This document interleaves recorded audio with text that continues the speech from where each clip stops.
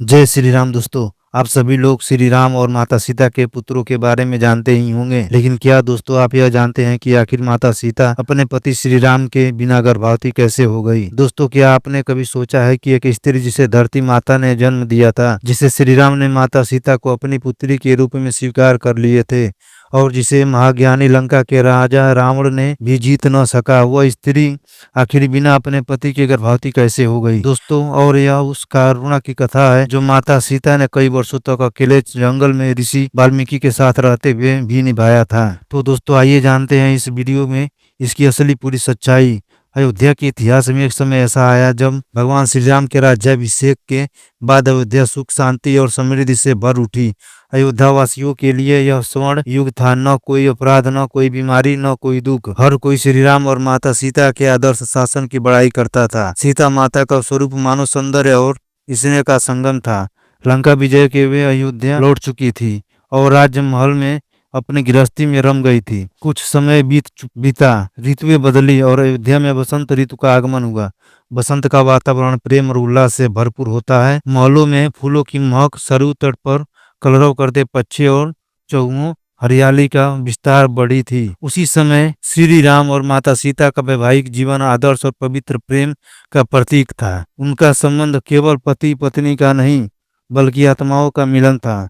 वे एक दूसरों के सुख दुख में सहभागी थे। श्री राम जब दरबार के कार्यों में व्यस्त हो उठे तो माता सीता अपने हाथों से उनके लिए आहार बनाती और समय मिलने पर वे दोनों राजमहल के उद्यानों में साथ साथ भ्रमण करते।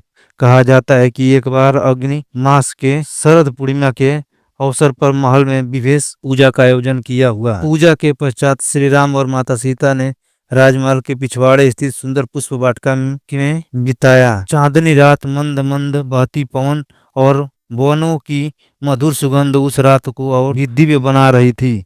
उसी राम और श्री राम का मिलन धर्म और मर्यादा के अनुरूप सच्चे प्रेम और आदर के साथ हुआ। विवाह के बाद यह स्वाभाविक चरण था। भगवान राम जो मर्यादा पुरुषोत्तम कहलाते हैं, उन्होंने गृहस्थ जीवन की सभी मर्यादाओं का पालन करते हुए माता सीता के प्रति अपने प्रेम और दायित्व को निभाया।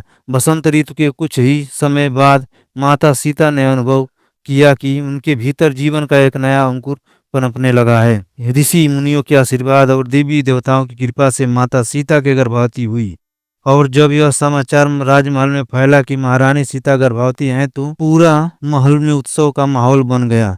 महलों के स्तंभों की फूल मालाओं से सजाया गया और महल की रानियां, दासियां तथा योद्धावासियों इस पावन घटना की खुशी में मग्न हो गए।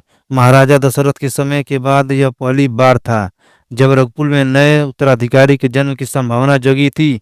संपूर्ण नगर में व्रत, पूजन और भजन कीर्तन होने लगे। नगरवासी भगवान राम और माता सीता के नाम और कीर्तन का करते हुए और सरयू तट पर दीप जलाकर भगवान से भावी संतान के लिए मंगल कामना करते हैं। किंतु इसी समय कुछ ऐसी घटनाएं घटती हैं जिन्होंने इस सुखद वातावरण को धीरे धीरे बदल दिया। अयोध्या में कुछ लोग जो लंका युद्ध की कथा सुनकर सीता माता के लंका में रहने के कारण संदेह करते थे, वे अपने घरों में नकारात्मक बातें करने लगे।